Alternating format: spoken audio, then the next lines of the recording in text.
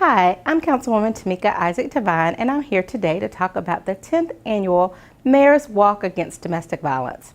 This will be Saturday, October 8th, 2016, and we are inviting everyone to come join us and take steps against domestic violence. This year's walk will be at the new Spirit Communications Park, which is the home of the Fireflies, and we're enjoying walking a little bit less than a mile right around the concourse. So it is a beautiful location, and it is really accessible for anybody, no matter what their physical fitness level is.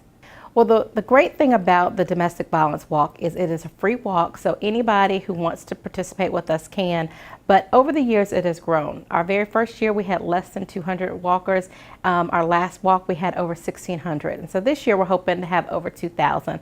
And so it shows that we're increasing awareness and education about domestic violence in our community, which was the whole goal. The Mayor's Task Force Against Domestic Violence came up with this idea years ago, and the reason was we wanted to bring awareness around what a huge issue domestic violence was in our community, but not only that, that we needed to educate the community so that more people would be willing to speak out against domestic violence. South Carolina has always traditionally ranked very high in incidents of domestic violence. And there is a national nonpartisan group called the National Violence Policy Center that comes out with statistics annually on women who are killed by men. And we have always ranked in the top 10. This past year, the statistics came out that we ranked number 5.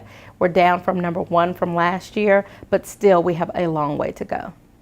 Well, if people can't make the walk, we are encouraging them to reach out to your local shelter here in the Columbia area. It's Sister Care that does an amazing job at helping women and children in our community that are victims of domestic violence. And so you can always reach out to Sister Care. You can volunteer. You can donate money.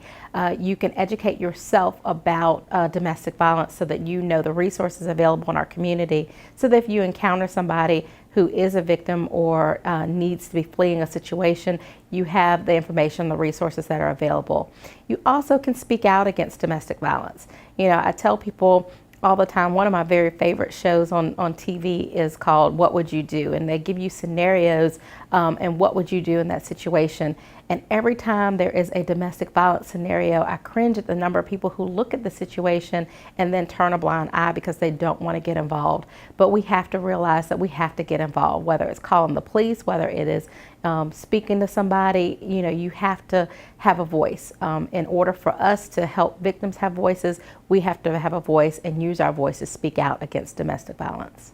In addition to the walk against domestic violence, we also will have vendors out there, and the vendors will have information again about the resources available in our community so that you can educate yourself and take some information to someone you may know who may need that information.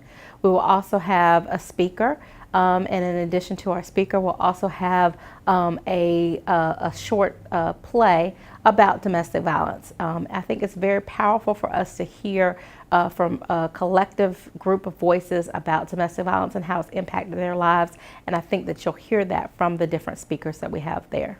People can sign up for the walk by going to our website, which is www.columbiasc.gov. You also can call the city's PR department at 545-3020. And if you go to either one of those methods, you can register. Again, it is a free walk, but we do want people to register in order so we can be prepared for the number that we're expecting. We're also recruiting team captains, so if you want to be a team captain and recruit other walkers and have a walk, you can walk in honor of somebody who might be a survivor of domestic violence. You can walk as your church or your work group. You can walk in memory. Unfortunately, we do have families who walk in memory of someone who was killed at the hands of domestic violence. And so we have all kinds of groups out there walking with us, but you can be a team captain and recruit other walkers and help us spread the word. There are so many opportunities to get involved in this community and a lot of great causes. But I will tell you that as someone who's worked in the field of domestic violence for almost 20 years now, and I know that it has been baby steps that have helped us make the progress that we've had in this area, in this state, but we have a long, long way to go. And those baby steps start with us. And so the more people we have coming out, bringing attention to this issue, getting involved, speaking out makes change in our community.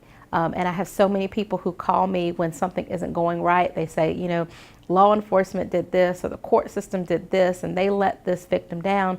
You know, how can I get involved? And I tell them that we all can make a difference, and we can start by participating in this walk.